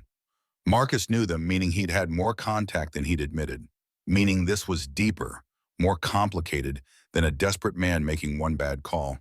This was organized, connected, a network Marcus had gotten tangled in. No time to interrogate that now. The immediate problem was surviving the next 10 miles. 8 miles to go. The highway began a series of curves entering hillier terrain. The Silverado and Marcus's truck both held position, everyone maintaining speed through the turns. Ajax leaned the Road King, Emma leaning with him, following his body like he'd taught her. Good girl, natural rider. 6 miles. The landscape opened up, long straightaway with rocky outcrops on either side. Bad place for an ambush, good place for speed. Ajax opened the throttle, pulling ahead. His brothers matched him, formation loosening as everyone focused on maximum velocity. 4 miles. Another vehicle appeared ahead, coming toward them. Ajax's chest tightened. More buyers? Reinforcements? But no, this was a Carson County Sheriff's patrol car, light bar flashing, moving fast. The cavalry had arrived. Ajax's relief was visceral, physical. He eased off the throttle, began slowing. Behind him, the white Silverado was already turning around, abandoning the chase. Smart criminals knew when to cut losses. But Marcus's truck kept coming, kept following, committed to whatever came next. The patrol car closed distance rapidly, slowed, pulled onto the shoulder. A deputy emerged, young, mid-30s, hand on his service weapon, but not drawing. Ajax stopped the Road King, killed the engine. Sudden silence except for wind and the ticking of hot metal cooling. The deputy approached cautiously, eyes taking in the scene. 6 bikers, 1 small child, 2 trucks, one of which was fleeing. His name tag read Miller. Somebody want to explain what's happening here? Ajax helped Emma off the bike, legs shaky from adrenaline and 40 minutes of clutching the gas tank. Emma Grace Hartwell, age 10, he said. Her stepfather tried to sell her to human traffickers. We interrupted the transaction. Traffickers just fled in a white Silverado heading west. Description follows if you radio it in. Miller's hand moved to his radio, but he didn't break eye contact with Ajax. Stay where you are. All of you, we're not going anywhere, Kodiak said, voice carrying the weight of 30 years in law enforcement. I'm retired, Carson Springs PD, Jack Jensen. These men saved this girl's life. Miller's expression shifted, recognition flickering. Kodiak? That you? In the flesh. The tension dialed down fractionally. Miller radioed in the information about the Silverado, gave descriptions, requested additional units and CPS notification. Then he approached Emma, kneeling to her level much as Ajax had done an hour ago. "You're Emma?" She nodded. "Are you hurt?" "My feet, and I'm scared, but they protected me."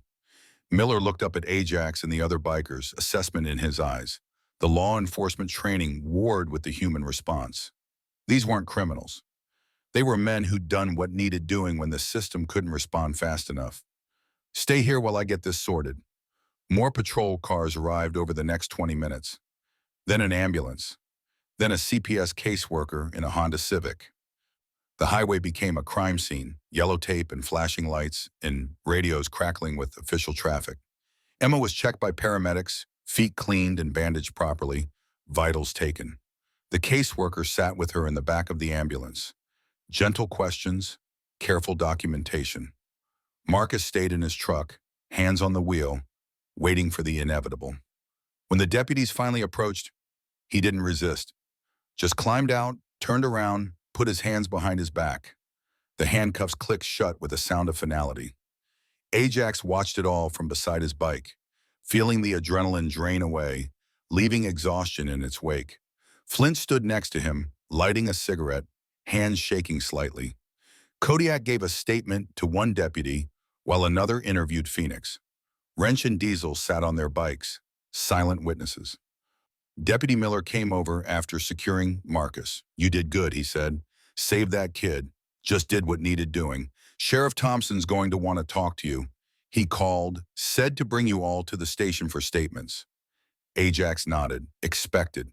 They'd violated a dozen protocols, inserted themselves into a federal crime, maybe even compromised an investigation. But Emma was safe. That's what mattered. Emma appeared at the ambulance, caseworker beside her. She looked small and lost, and somehow stronger than she'd been an hour ago. Trauma changed people. Ajax knew that intimately. The question was whether it broke you or forged you into something harder. She walked directly to Ajax, ignoring the deputies and caseworkers and everyone else, looked up at him with eyes that had seen too much. "Thank you," she said, simple words. Infinite weight. "You saved yourself by running," Ajax told her, echoing what he'd said before. "We just gave you a ride." She smiled, small and uncertain. "But then, can I ask you something? Anything? Will I see you again? Or is this goodbye?" Ajax glanced at the caseworker, who gave a small nod. "You'll see me," he promised. And that was a promise he could keep, would keep, because this girl who'd run out of the woods had done something impossible. She'd given him a reason to stop running from his own ghosts. The convoy to Carson Springs Sheriff's Station was official and slow. Patrol cars leading, bikers following, Emma in the ambulance surrounded by professionals who knew how to handle trauma. Ajax felt the miles pass with a strange sense of disconnection, adrenaline crash making everything feel distant and surreal. They'd started this morning with a ride to outrun grief. They were ending it as part of a criminal investigation and a child's rescue. The station was a low brick building on the south side of town, satellite offices and holding cells in the basement. Sheriff Wade Thompson stood outside when they arrived, arms crossed, face unreadable. He waited while the deputies parked, while the ambulance pulled into the loading zone, while 6 bikers killed their engines and dismounted. "Ajax," Wade said, "we need to talk." The statement room was institutional and cold, metal table bolted to the floor, chairs uncomfortable by design. Ajax sat across from Wade, no deputy present, just 2 old soldiers having a conversation that straddled the line between official and personal. "You want to tell me what the hell happened?" Wade asked. Ajax did. Starting with the ride, the girl emerging from the woods, the decision to protect her, the pursuit, the shots fired. He left out nothing, kept his voice factual, report style. Wade listened without interrupting, face growing darker as the story progressed. When Ajax finished, silence stretched. Wade leaned back in his chair, the metal creaking under his weight. "You know how many laws you broke? Probably a lot. Interference with law enforcement. Reckless endangerment. Could argue kidnapping, since you took Emma without parental consent. Her stepfather was trying to sell her." "I know. which is why the DA isn't going to press charges. But Ajax, you put yourself and that girl in serious danger. Those traffickers could have opened fire, could have killed all of you. They could have, Ajax agreed, but they didn't. And Emma's safe. That's what matters. Wade's expression softened fractionally. You're not wrong, but you're also not a cop anymore. You can't just insert yourself into situations because you think it's right. Would you have waited? Ajax asked. If it was you on that highway and you saw a 10-year-old running from traffickers, would you have waited 45 minutes for backup? Wade didn't answer immediately. He looked down at his hands, scarred from decades of police work, then back up at Ajax. No, he said finally, I wouldn't have. Which is why I'm having this conversation as your friend, not your sheriff. Ajax felt something loosen in his chest. He hadn't realized how much he'd needed Wade's approval, the blessing of someone whose opinion mattered. They sat in silence for a moment. Two men who'd buried children and buried friends and somehow kept getting up every morning. The FBI's involved now, Wade said. Human trafficking's federal. They'll want statements from all of you. And they're going to go hard on Marcus Hartwell, try to flip him, get information on the network. He say anything? Plenty. Kid's cooperating fully. Says he got into debt with loan sharks. They gave him a choice between paying or providing product. He chose product, thought he could stall long enough to figure a way out. Classic desperation spiral. Ajax thought about Marcus in the truck, hands shaking, face showing the damage of sustained terror. Any part of his story that's true? Most of it, probably. Medical records confirm his wife died of cancer 13 months ago. Bank records show he's underwater financially. Phone records show multiple calls to known trafficking operation numbers. He's a victim who became a victimizer, sad but not uncommon. What happens to Emma? CPS is placing her with an emergency foster family tonight. Tomorrow they'll start the process of finding permanent placement. No other relatives, apparently. Mom was an only child, grandparents deceased. Marcus was her only guardian, so she goes into the system. Better than being sold. True, but barely. Ajax knew about the foster system, knew about kids bouncing between homes, never quite belonging anywhere. Phoenix had lived it, and the scars went deep. Emma would survive, probably, but thriving was different from surviving. Can I see her? Ajax asked. Before she leaves? Wade considered. Technically no, but I'll make it happen. You earn that much. They found Emma in a family room that had been converted into temporary child holding, brighter and less institutional than the rest of the station. She sat on a couch that had seen better days, wrapped in a blanket despite the September heat, speaking quietly with the CPS caseworker. When Ajax entered, her face lit up. Ajax! The caseworker looked up, assessing. You're one of the bikers? Ajax Malone. I'm the one she rode with. Emma saved your life, Emma said to the caseworker. All of them saved me. The caseworker smiled, tired but genuine. I heard. You're very lucky. Ajax knelt beside the couch, bringing himself to Emma's eye level. How you doing, kid? Better. The paramedic said my feet will be fine in a few days. And this lady says I'm going to stay with a nice family tonight. That's good. You deserve nice. Emma's expression grew serious, older than her 10 years. Ajax, I need to tell you something.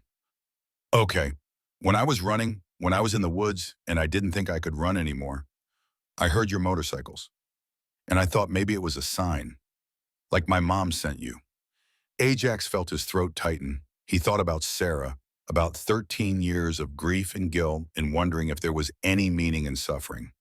And here was this girl, assigning meaning where he'd only seen random chance. Maybe she did, Ajax said, because sometimes the kindest thing was letting people believe what they needed to believe. Will you visit me? Emma asked. At the foster home? If they let me, if you want me to. I want you to, all of you. She gestured toward where the other bikers waited in the hallway. You're my guardians. That's what the lady called you. My guardian angels. We're not angels, Ajax said, but we'll be here when you need us. Promise? Ajax hesitated, then made a choice. Promises were dangerous things, commitments he'd broken before. But this girl deserved better than his fear, I promise. Emma leaned forward and hugged him, arms barely reaching around his shoulders, face pressed against his leather vest. Ajax held her gently, This broken child who'd somehow found courage to run towards strangers and felt something shift in his chest. Not healing, not absolution, but purpose, direction, a reason to stop running and start standing. The caseworker cleared her throat gently. We need to go soon. The foster parents are expecting us. Ajax released Emma, stood. She looked up at him with eyes that held hope and fear in equal measure. You'll really visit? I really will. She smiled, and it was the most beautiful thing Ajax had seen in 13 years.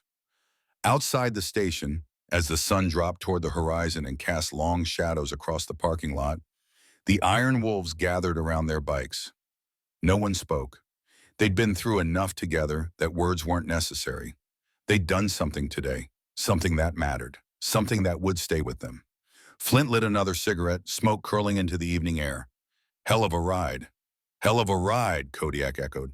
Ajax looked at his brothers, these men who'd followed him into danger without question, who'd protected a child they didn't know because it was right. 58 and 62 and 55 and 48 and 52 and 60 years old. Veterans and ex-cops and mechanics and fighters, broken in their own ways, but united in purpose. Thank you, Ajax said. All of you. Wrench, who rarely spoke, found words. We're brothers. That's what brothers do. And that was everything, really. That was the whole truth. Brotherhood meant showing up when it mattered, standing between danger and those who couldn't protect themselves, doing the next right thing even when the cost was high. They rode back through Carson Springs as the sun set, formation loose and tired, heading to their separate homes and lives. Ajax rode alone to his apartment, parked the Road King in its usual spot, climbed the stairs to the second floor. Inside, the apartment was exactly as he'd left it, empty, quiet, haunted by memories. But tonight, something was different. Tonight, Ajax didn't pour a drink, didn't sit in the dark wrestling with ghosts. Instead, he opened the closet and pulled out the box of photographs, the ones he'd hidden years ago because looking hurt too much.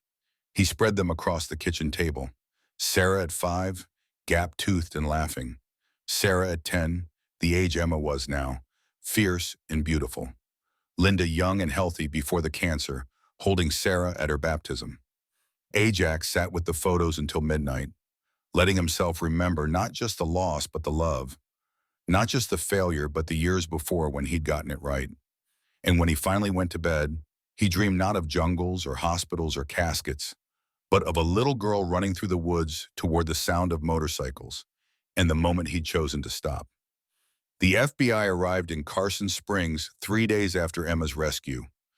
2 agents in dark suits driving a black Suburban that screamed federal authority. Special Agent Sarah Chen and Special Agent Marcus Webb.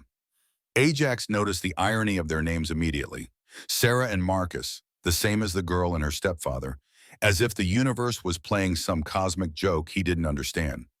They set up a temporary command post in the sheriff's station's conference room, filling it with laptops and case files and the bureaucratic machinery of a federal investigation.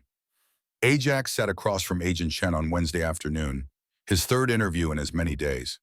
She was younger than he'd expected, maybe 35, with sharp eyes that cataloged everything in a manner that was professionally courteous, but revealed nothing.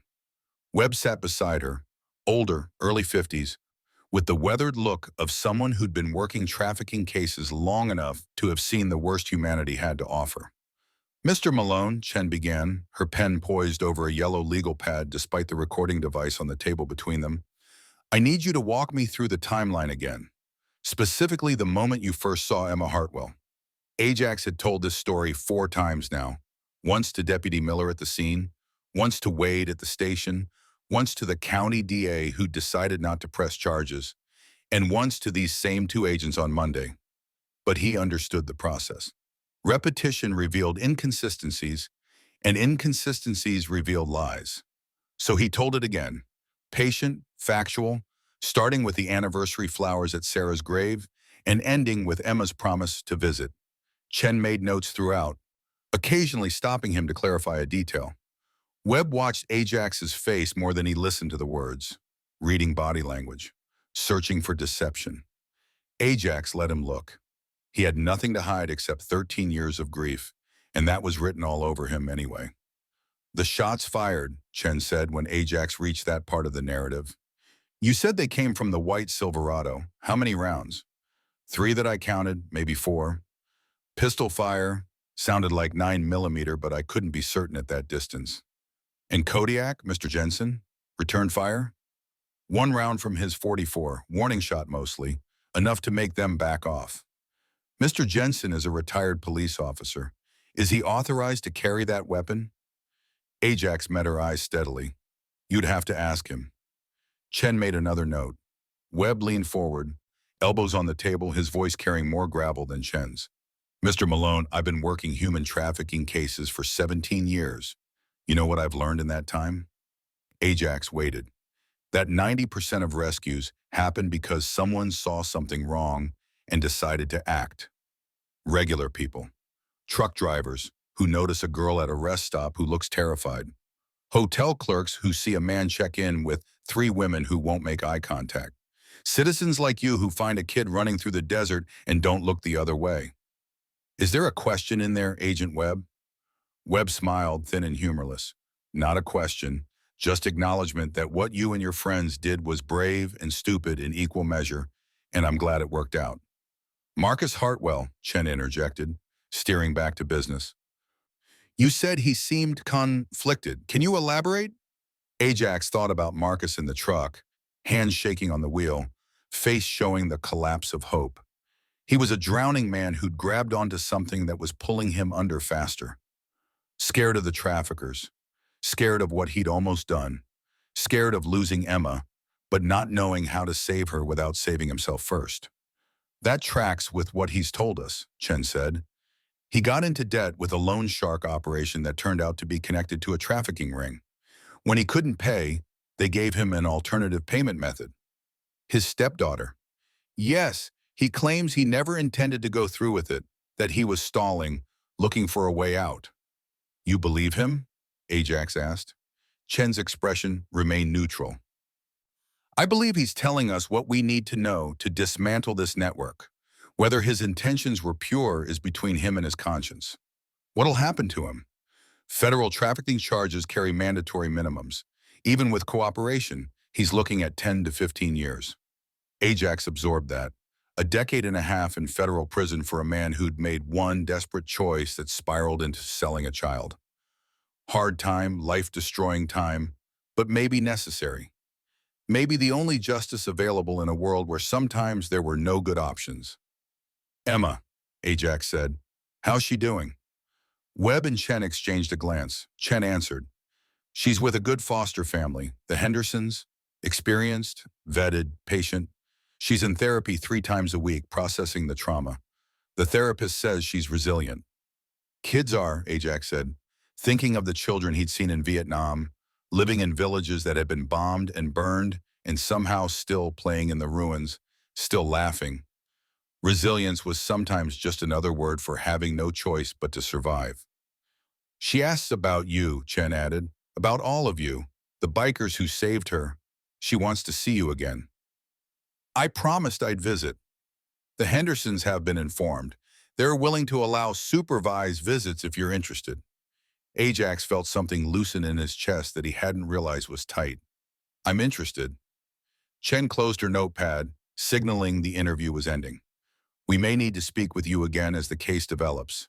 Marcus has given us names, locations, a whole network we're working to dismantle. It's going to be a long investigation. I'm not going anywhere, Ajax said. Webb stood, extended his hand. Ajax shook it, feeling the firm grip of someone who'd learned to measure people quickly and accurately. Thank you, Mr. Malone. You did a good thing. Doesn't happen as often as it should. After the agents left, Ajax sat alone in the conference room for a few minutes, staring at nothing, letting his mind settle. 3 days since the rescue, and he still felt the adrenaline echo, the spike of fear when the Silverado had opened fire. The weight of Emma pressed against his chest while he'd navigated 50 miles of highway with a child's life in his hands. He'd spent 13 years running from the memory of failing Sarah. 3 days ago, he'd been given a chance to not fail Emma. The universe didn't offer redemption. Didn't trade one life saved for one life lost, but maybe it offered opportunity. Maybe that was enough. Wade found him 20 minutes later, still sitting in the conference room, lost in thought. The sheriff filled the doorway, his bulk and presence commanding even in casual clothes. He'd taken the afternoon off, was wearing jeans and a flannel shirt instead of his uniform, looking more like the man Ajax had known in the VFW than the county's chief law enforcement officer. FBI done with you? Wade asked. For now. Good, come on, we're going for a ride. Ajax followed Wade out to the parking lot where the sheriff's personal vehicle waited, a 1968 Chevrolet C10 pickup, lovingly restored, painted metallic blue with chrome accents that caught the afternoon sun. Wade had bought it the year his son was born, had planned to give it to the boy when he turned 18. But the boy had died in Fallujah at 23, and Wade had kept the truck, maintained it, drove it on his days off as a rolling memorial. They drove in silence through Carson Springs, past the revitalized downtown with its coffee shops and galleries, past the high school where Sarah had been a student 13 years ago, past the hospital where Linda had died. Wade didn't explain where they were going, and Ajax didn't ask. Sometimes the destination mattered less than the journey. 20 minutes outside town, Wade turned onto a dirt road that wound up into the foothills, climbing through stands of ponderosa pine and juniper. The road was rough, the truck's suspension absorbing the bumps with the solid competence of American engineering from an era when vehicles were built to last. They climbed for another 10 minutes before Wade pulled off at a small clearing that overlooked the valley. Carson Springs spread below them, small and contained, surrounded by desert that stretched to the horizon. From this height, the town looked peaceful, orderly, a human settlement carved from harsh landscape through will and optimism. Ajax had seen it from this vantage point before. Wade had brought him here after Linda's funeral, had sat with him in silence while Ajax tried to figure out how to keep living. Wade killed the engine. Silence settled over them, broken only by the wind through the pines and the occasional call of a raven. The sheriff pulled 2 beers from a cooler in the truck bed, handed one to Ajax. They sat on the tailgate, boots hanging over the edge, drinking cold beer in the warm afternoon. You remember the first time I brought you up here? Wade asked finally. After Linda died, you said sometimes you needed perspective to see your life clearly.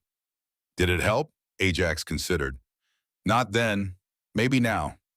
Wade nodded, understanding without needing explanation. I come up here once a month, sometimes more if things get heavy, sit here and think about my boy, about what he would have wanted for me, whether I'm living a life that honors his sacrifice or just going through the motions. What do you decide? Depends on the day. Wade took a long pull from his beer. Some days I think I'm doing okay, running the department, keeping the county safe, making sure his death meant something. Other days, I think I'm just a tired old man wearing a badge because I don't know what else to do. Ajax knew the feeling. After Sarah died, after Linda died, he'd clung to the Iron Wolves because riding gave him purpose when everything else felt hollow. The motorcycle became his reason to wake up, maintain something, keep moving forward even when forward felt pointless. Emma reminds you of Sarah, Wade said. Not a question, an observation. Same age Sarah was when I started failing her. When the drinking got bad and I stopped being present even when I was in the room. You didn't fail Sarah, Ajax. A drunk driver killed her. I failed her before that. Every day I chose whiskey over being her father. Every time she needed me and I was too drunk to help. The night she died was just the culmination. Wade was quiet for a long moment, staring out over the valley. My boy called me the night before he died, from Iraq. It was 3 a.m. my time, and I almost didn't answer because I was exhausted, had pulled a double shift, but I picked up. We talked for 20 minutes about nothing important, the weather, football, whether he should grow a beard when he got home. 20 minutes you'll always have, Ajax said. 20 minutes I almost missed because I was tired. Wade's voice carried an edge of old pain. Point is, we all have moments we could have done better, could have been more present, more patient, more anything. But beating yourself to death over those moments doesn't change them, doesn't bring back the people we lost. Then what does it do? Keeps us from being present for the people who still need us. The words settled over Ajax like weight and like relief simultaneously. He thought about Emma in the foster home, asking when he'd visit, thought about the Iron Wolves, his brothers who'd followed him into danger without question, thought about the years he'd spent trying to outrun ghosts instead of learning to walk with them. The Hendersons, Ajax said. Emma's foster family. The FBI said I could visit. You going to? Promised I would. Wade smiled, the expression softening the hard lines of his face. Good. That girl needs people who'll keep their promises. World's given her enough reasons not to trust. They finished their beers as the sun dropped toward the western horizon, painting the valley in shades of gold and amber. Ajax felt something shift in his chest, subtle but real, like ice breaking up after a long winter. Not healing. He'd learned that grief didn't heal so much as integrate, becoming part of who you were rather than something you carried separately. But maybe acceptance. Maybe the beginning of forgiveness, if not for the past, then at least for the future. I need to tell you something, Ajax said. About that day when Sarah called. Wade waited, giving him space. I was drunk, 3 whiskeys in, watching a game I don't even remember. She called, scared, asking me to pick her up. And I told her no. Told her to figure it out herself, because I was tired. Ajax's voice remained steady through force of will. Linda was working. If I'd been sober, if I'd gone to get Sarah, she'd be alive. 29 years old now, maybe married, maybe kids of her own. Maybe, Wade agreed. Or maybe the drunk driver would have hit her another day. Maybe she would have been in a different car that got in an accident. Maybe you can't control everything no matter how sober you are. I could have controlled being there when she needed me. Yes, you could have. Wade's honesty cut clean. And you weren't. And you've been punishing yourself for 13 years. How much longer are you planning to serve that sentence? Ajax didn't have an answer. The question hung in the air between them, unanswerable and necessary. Emma's alive because you were there when she needed you, Wade continued. Doesn't erase Sarah, doesn't make the past different, but it means you're still capable of being the man you wish you'd been 13 years ago. Question is whether you're going to let yourself be that man or whether you're going to keep running from ghosts. I don't know how to stop running. Then learn. Start small. Visit Emma. Show up when you say you will. Be present for the people who need you now. That's all any of us can do. They sat in silence as the sun set, 2 old soldiers on a tailgate, drinking beer and watching the world turn. Ajax thought about Sarah, about Linda, about the long years of grief and guilt, and wondering if life held any more meaning than suffering and loss. And he thought about Emma, running through the desert toward the sound of motorcycles, and the moment he'd chosen to stop and help instead of riding past. Maybe that was enough.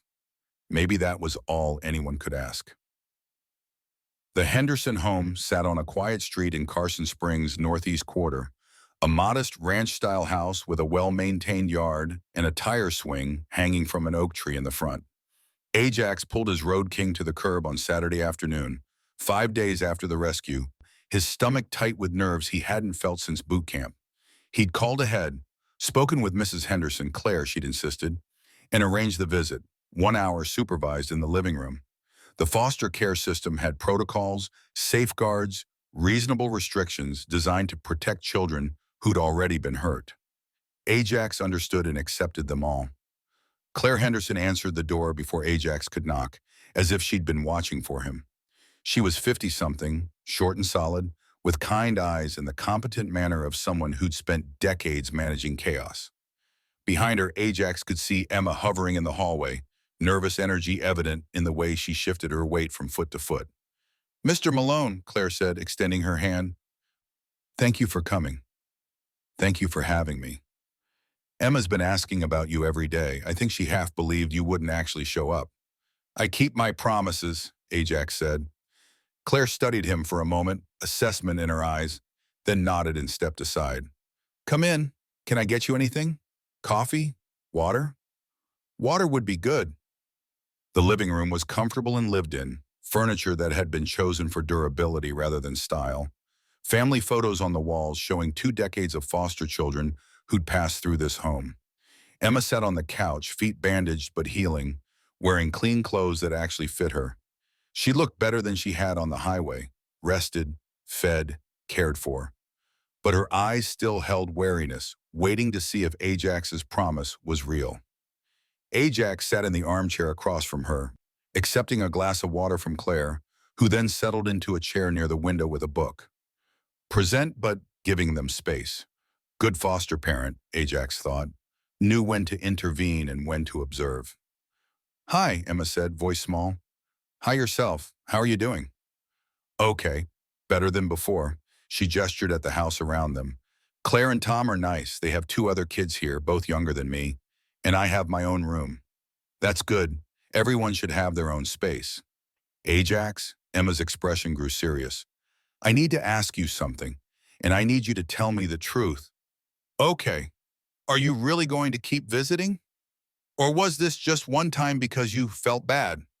The question hit Ajax in the chest, the directness of it, the way it revealed Emma's core fear, abandonment. Everyone she'd trusted had either died or betrayed her. Why should he be different?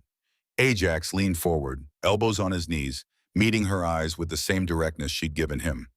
Emma, I'm going to tell you something I learned in the Marines. You know what a Marine is? She nodded. A soldier. Close enough. In the Marines, they teach you that your word is everything. If you say you're going to do something, you do it. No excuses. No backing out. Because in combat, lives depend on people keeping their word. We're not in combat. No, but keeping your word still matters. I promised I'd visit you, and I meant it. I'll visit as often as they let me, for as long as you want me to.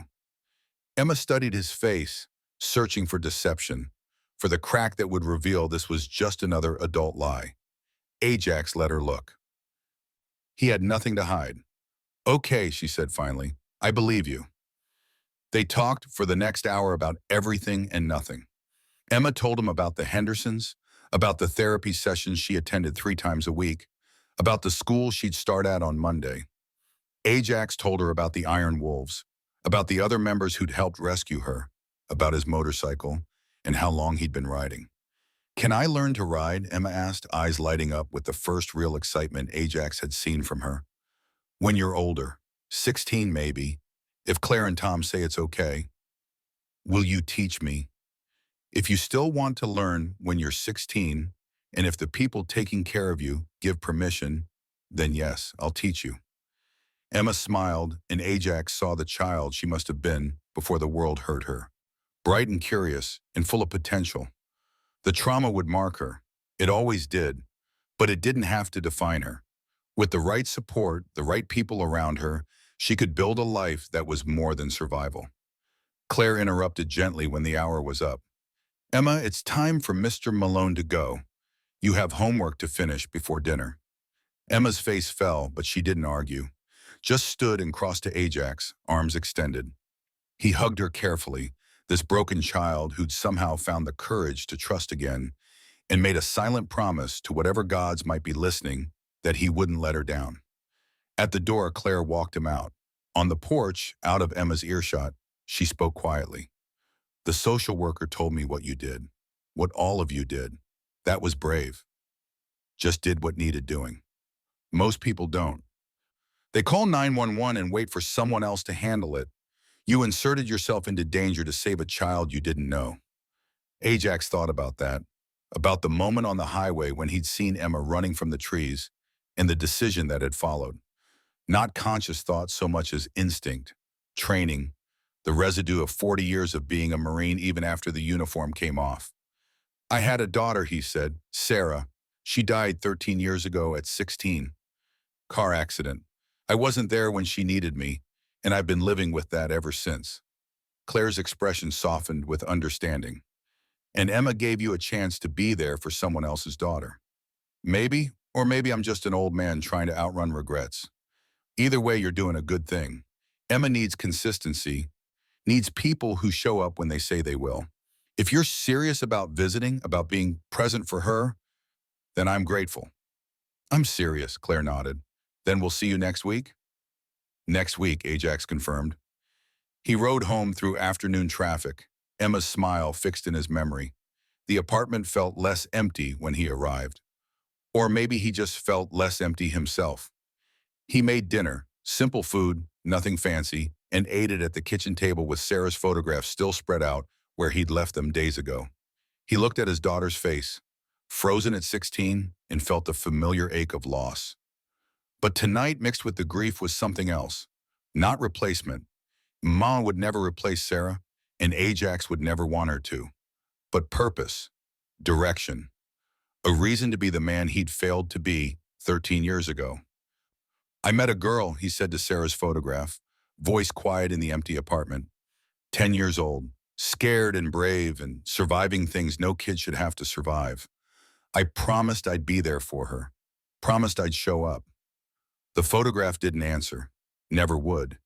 But Ajax imagined what Sarah might say if she could, that she'd be proud, that helping Emma didn't erase the past but honored it, that maybe the best way to carry grief was to use it, to let it make you gentler with other people's pain rather than just drowning in your own. I'm going to try, Ajax told his daughter's memory. I'm going to try to be better, not perfect. I know I can't be perfect, but present, there when I say I will be. The father I should have been for you, even if I can't be it for you anymore. He gathered the photographs carefully, placing them back in the box, but this time he left the box on the shelf instead of hiding it in the closet. Accessible, visible, a reminder that grief and love were two sides of the same coin, and you couldn't have one without the other. The Iron Wolves' next Sunday ride happened a week after Emma's rescue. They gathered at Miller's gas station as always, but the atmosphere was different. Lighter somehow, or maybe Ajax just felt lighter. The weight he'd carried for 13 years hadn't disappeared, but it had shifted, redistributed across his shoulders in a way that felt more manageable. Flint was first to arrive, his Softail rumbling into the parking lot at 8:45. He killed the engine and dismounted, pulling off his helmet to reveal hair that needed cutting. "Gunner," he said by way of greeting. "Doc." "How'd the visit go? With Emma?" "Good. She's doing better than I expected. Resilient kid. Kids are, seen it in trauma wards. They bounce back from things that would break adults." Kodiak arrived next, his ultra-classic gleaming from a fresh wash and wax. He detailed it the way he detailed everything, methodical and thorough. "Bike's running like shit," he announced, which was his way of saying everything was fine. Kodiak only complained when things were working perfectly. Wrench pulled in third, followed by Diesel, and finally Phoenix on his Iron 883, the youngest of them still riding like he had something to prove. They assembled in the familiar circle, pre-ride ritual, checking bikes and equipment with the practiced efficiency of men who'd done this 100 times. "Where we riding?" Phoenix asked. Ajax had thought about this. The last time they had ridden Willow Highway, it had ended with gunfire and Emma's rescue in a federal investigation. The highway itself wasn't cursed. Road was just road, but returning to it felt weighted with meaning he wasn't ready to unpack. "Highway 6 North," he said, "out to the hot springs and back." Nods all around. Highway 6 was gentler, less isolated, but still beautiful. And the hot springs at the 40-mile marker were worth the ride, natural pools that had been there since before Nevada was a state. They rode out in formation, Ajax taking point as always, the others falling into their positions. The morning was cool and clear, autumn beginning its slow claim on the desert. In another month, they'd need heated gear for morning rides. In 2 months, snow would close some of the mountain passes. But today was perfect. Temperature in the 60s, sky cloudless, visibility unlimited. Ajax felt his shoulders relax as they left Carson Springs, the tension he carried permanently beginning to ease.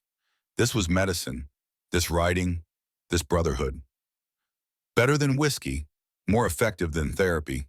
Out here on the highway with his brothers, Ajax could be present in a way he struggled to manage anywhere else. 20 miles north, they passed through the small town of Lunar Landing, population 347, named by optimistic miners in 1969 who'd thought they'd struck it rich. The mines had played out within a decade, but the town persisted, stubborn human settlement clinging to high desert that offered nothing but hardship. Ajax had always admired that about Nevada towns. They existed because people refused to accept that the land was uninhabitable. refused to leave even when staying made no logical sense. 40 miles out, they reached the hot springs.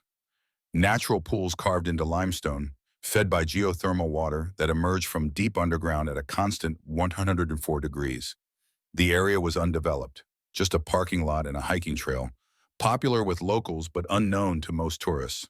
They parked the bikes and hiked the quarter mile to the pools. Steam rose off the water, visible against the cooler morning air. They stripped down to the shorts they had worn under their riding gear and eased into the water. 6 men letting the heat soak into joints that were aging faster than any of them wanted to admit. "You see the news?" Kodiak asked, floating on his back. FBI arrested 17 people in connection with Emma's case, trafficking ring that had been operating for 9 years. "Marcus Hartwell's cooperation?" Flint asked. "That's what the report said. He gave them names, locations, financial records. DA's office is working out a plea deal." Ajax processed that. Marcus had made a terrible choice, but he'd tried to make it right after. That didn't absolve him, didn't erase what he'd almost done to Emma, but it complicated the judgment. People were rarely pure evil or pure good. Mostly they were broken things trying to survive, making choices in impossible situations. "Emma's doing well," Ajax said. "Foster home seems solid. She starts school tomorrow." "You going to keep visiting?" Phoenix asked. "Every week if they let me. Made a promise." Diesel, who'd been quiet, finally spoke. "Good. Kid needs someone consistent, someone who shows up." They floated in silence for a while, letting the water work its magic on old injuries and older sorrows. These men were Ajax's family in ways that blood relatives never had been. They'd chosen each other, had ridden together through years and seasons, had stood witness to each other's grief and celebrated each other's small victories. "I've been thinking," Ajax said to the sky above them, "about getting involved with big brothers, foster kids especially. Mentoring." Wrench, who rarely spoke, found words. "Good idea. You'd be good at that." "I don't know. What do I have to offer? I'm 60 years old, work part-time at a hardware store, ride motorcycles for fun. Not exactly role model material." "You showed up for Emma," Flint said. "That's more than most people do." "You think kids in the system are looking for perfection? They're looking for someone who gives a damn." Ajax let that sink in. Maybe it was true. Maybe the bar was lower than he thought. Just showing up, just being present, just keeping promises. Those weren't superhuman qualities. They were just basic decency applied consistently. "I'll look into it," Ajax said. They soaked for another hour, talking and not talking, comfortable in the silence and the camaraderie. Eventually, the water's heat became too much, and they climbed out, dried off, dressed. The hike back to the bikes felt good, muscles loose, mind quiet. The ride home was easy, uneventful, just miles of empty highway and the meditative rhythm of riding. Ajax's mind drifted in the way it always did, not thinking so much as processing, letting thoughts surface and subside without attachment. He thought about Emma, about the therapy sessions she'd attend this week, about how the other kids at school would treat her if they learned she'd been rescued from traffickers. Kids could be cruel, or they could be kind. You never knew which until it happened. He thought about Sarah, about the gap-toothed smile in the photographs, about how she'd be 29 now if the drunk driver had chosen a different road that night. Would she have finished college, married, made Ajax a grandfather? The hypothetical futures were torture and comfort in equal measure. He thought about Linda, about the cancer that had eaten her alive, about the morphine haze at the end when she'd called out for Sarah instead of him. He'd resented that for years, the fact that his wife's last thoughts were for their daughter and not for him. But he understood now. Linda had been a mother first, a wife second, and mothers never stopped missing their children, even when death was imminent and pain was all-consuming. They were back in Carson Springs by 2 in the afternoon, the ride complete, the weekly ritual fulfilled. They gathered in the Miller's gas station parking lot for the traditional post-ride debrief. What went right? What went wrong? Which bikes needed maintenance? "Rear brakes getting soft," Kodiak announced. "Need to bleed it." "My clutch is slipping in fourth," Phoenix added. "Might need a cable adjustment." Wrench, the mechanic, cataloged it all mentally. Bring them by the shop Tuesday. I'll take a look. They dispersed slowly, reluctant to end the brotherhood that riding created. But eventually, each man climbed on his bike and headed home. Ajax watched them go, these men who'd become his family, then started the Road King and rode to his apartment. Inside, the space felt different than it had a week ago. Still small, still Spartan, but no longer quite so empty. Ajax made lunch, ate it standing at the window overlooking the parking lot, watching life happen below. His phone rang, unknown number. He almost didn't answer, but something made him pick up. Is this Ajax Malone? A woman's voice, professional but warm. Speaking. This is Jennifer Walsh from Carson County Family Services. I got your name from Sheriff Thompson. He said you might be interested in our mentor program for foster children. Ajax felt his heart rate pick up. Wade had made a call, had put Ajax's name forward without asking, the way good friends did when they knew you needed a push. I might be, Ajax said carefully. Tell me about it. Jennifer explained the program, background checks, training sessions, matching with kids who needed consistent adult presence. Time commitment of at least 4 hours a week, minimum 1-year commitment. References required. The process would take 6 to 8 weeks. I'm interested, Ajax said. What's the next step? I'll email you the application. Fill it out, get it back to me, and we'll schedule an interview. After she hung up, Ajax sat in the silence of his apartment and felt something he hadn't felt in 13 years. Hope. Not certainty. He'd learned the hard way that certainty was an illusion. But possibility. The chance that maybe his remaining years could be more than just grief management and waiting to die. He opened his laptop, an ancient Dell that took 3 minutes to boot up, and waited for Jennifer's email. While he waited, he looked again at the photographs of Sarah, still on the shelf where he'd left them. I'm going to try, he told her image. I'm going to try to be better, for Emma, for whatever other kids need someone, and maybe in doing that, I'll figure out how to forgive myself for failing you. The photograph didn't answer, but Ajax didn't need it to. The decision was made. The commitment set. All that remained was following through, one day at a time, one promise kept at a time. The email arrived. Ajax read through the application, the questions about background and experience and motivation. Why do you want to mentor foster children? The form asked. Ajax stared at that question for a long time. He could write the sanitized version, the one that sounded good on paper. But Jennifer Walsh would see through that. Wade had recommended him, which meant she'd do her homework, would want the truth. So Ajax wrote it. Because I failed my own daughter and I've been trying to outrun that failure for 13 years. Because I met a 10-year-old girl who was being sold by her stepfather and I saw a chance to not fail someone. Because keeping promises matters and I'm tired of being the man who breaks them. Because maybe the best way to honor the people we've lost is to show up for the people who still need us. He read it over, expected it to sound pathetic or desperate. Instead, it sounded honest. True, the kind of truth that might actually make a difference. Ajax attached the application and hit send before he could second-guess himself. Then he stood and walked to the closet, pulled out the bomb of Sarah's things he'd never been able to sort through. Her stuffed animals, her journals, her favorite books. For 13 years, the box had sat untouched, too painful to open. Today he opened it, not to throw anything away, not to move on, whatever that meant, but to remember, to let the memories be what they were, painful and precious, loss and love intertwined so thoroughly they couldn't be separated.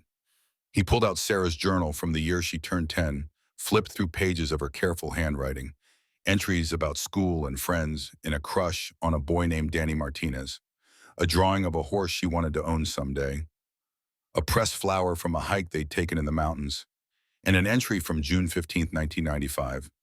Dad taught me to ride his motorcycle today. Not driving it, just sitting on it while he showed me how everything works. He said, when I'm 16, he'll teach me for real. I can't wait. Dad's the best. Ajax felt tears on his face before he realized he was crying. Not the desperate, gasping sobs of early grief, but something gentler, cleaner. The kind of crying that came from accepting that loss and love couldn't be separated. that you carried both forever. He closed the journal carefully, placed it back in the box, pulled out another, Sarah's high school yearbook from her sophomore year, the year she died. Her friends had written messages. "You're the funniest person I know. Stay awesome. Lilas, call me this summer." Messages from a future that never came. From friends who'd had to learn about death and grief and loss too young, the way Ajax had learned in Vietnam. Life didn't wait until you were ready to hurt you. It just hurt you and expected you to carry on. But carrying on was possible. Ajax had proven that. 13 years of carrying grief, and he was still here, still breathing, still capable of showing up for Emma, for the Iron Wolves, for whatever came next. The phone rang again. This time the number was familiar. Wade. "Sheriff," Ajax answered. "Just Wade, I'm off duty. You get the call from Jennifer Walsh?" "I did. Thanks for the recommendation." "You going to follow through?" "Application's already submitted." Wade's approval carried through the phone. "Good. You'll be good at this, Ajax. Kids need men who know how to show up when it matters." "I hope so. Still figuring out how to show up for myself." "That's the work, isn't it? Figuring out how to live with what we've done and what's been done to us. How to carry grief without letting it carry us." Ajax thought about that. About Wade carrying the loss of his son for 15 years. About the Iron Wolves, each man carrying his own losses. About Emma, carrying trauma she'd spent her whole life processing. "How do you do it?" Ajax asked. "How do you keep going when the weight gets too heavy?" Wade was quiet for a moment. "I remember that my boy lived before he died, that those 23 years mattered, that the world was better for having him in it, even if it was only for a little while. And I try to live in a way that honors that. Not perfectly, just consistently." "Consistently," Ajax repeated. "That's all any of us can do, brother. Show up consistently. Keep promises. Be present for the people who need us. Everything else is just noise." They talked for a few more minutes about nothing important, then Wade hung up. Ajax sat with freshly phone in his hand, looking around his small apartment, thinking about the application he'd submitted and the promise he'd made to Emma in the years still ahead of him. 60 years old, most of his life behind him, statistically. The Marines, Vietnam, Sarah's childhood, Linda's illness, 13 years of grief. All of it past, unchangeable, carried forward into whatever time remained. But Emma was ahead. The mentor program was ahead. The Iron Wolves' next Sunday ride was ahead. Small things maybe in the grand scheme, but enough, more than enough. Ajax stood and walked to the window. Carson Springs spread below him, small town and big desert. 8,000 people trying to build lives in a landscape that didn't particularly care if they succeeded, but they kept trying, kept building, kept showing up. That was the lesson, Ajax thought. Not redemption, not healing, just showing up, being present, keeping promises, letting the grief be what it was, permanent and painful, while also making space for hope and purpose in the small acts of decency that gave life meaning. He thought about Sarah, 10 years old, sitting on his motorcycle while he explained how the engine worked. Thought about Emma, 10 years old, running through the desert toward the sound of motorcycles. Two girls, 13 years apart, connected by Ajax's choice to show up when it mattered. The universe didn't offer do-overs, didn't let you go back and fix mistakes, but it offered moments, opportunities, chances to be better than you'd been, even if you couldn't be perfect. Ajax pulled out his phone and texted Claire Henderson. "Next visit still good for next Saturday?" The response came quickly. Yes, Emma's looking forward to it. Simple words, simple promise. But promises were what mattered. Promises kept, consistently, over time. Ajax set the phone down and returned to Sarah's box, pulling out more memories, letting himself feel the pain and the love and the permanent loss. He would carry this forever. Carry Sarah and Linda and the weight of failing them, but he would also carry Emma forward, and the other kids he might mentor, and his brothers in the Iron Wolves. The grief wouldn't shrink, but the life around it could grow, could expand to hold both the loss and the purpose, the past and the future. The man he'd been and the man he was trying to become. That was enough. That would have to be enough. Outside his window, the sun dropped toward the western horizon, painting the desert in shades of amber and gold. Another day ending, another day survived, another day of showing up, keeping promises, being present. Ajax watched the sunset, Sarah's journal in his hands, and felt something close to peace. Not happiness, not joy, but peace, acceptance, the quiet knowledge that he was doing what he could with what remained.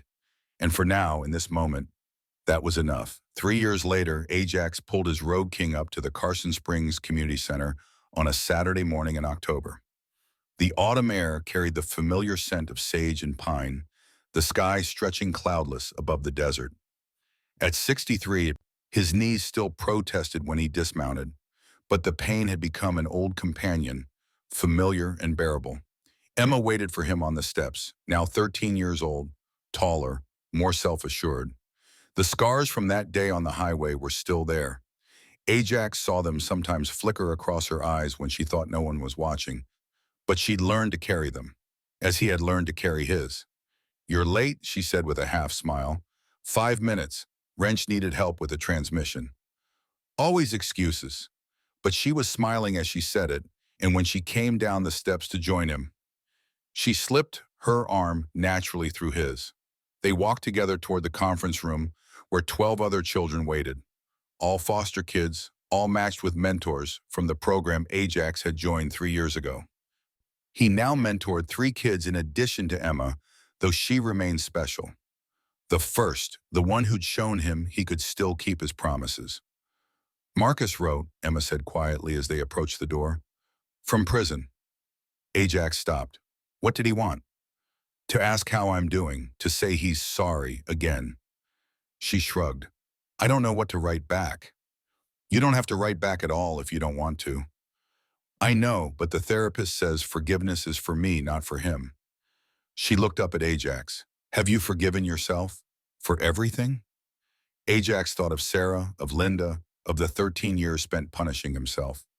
"Still working on it, but I've learned that forgiveness isn't a one-time event. It's a choice you make over and over. Some days it's easier, some days it's not."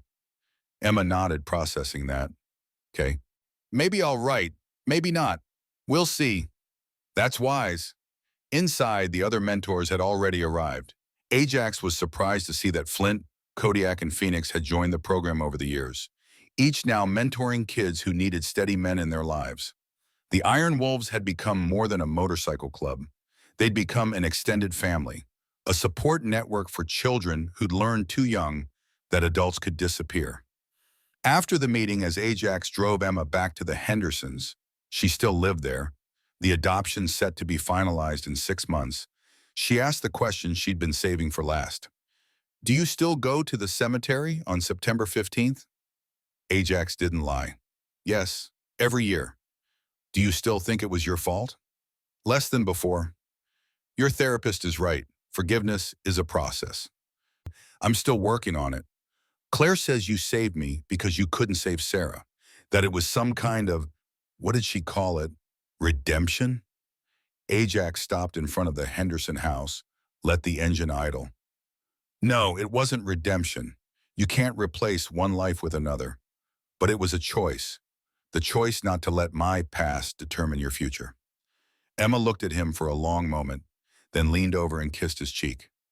"Thank you for choosing to stop that day, for keeping your promise, for being here." His throat tightened. "Always, kid." That evening, Ajax sat alone in his apartment, slightly larger now, having moved the previous year into a 2-bedroom with a view of the mountains.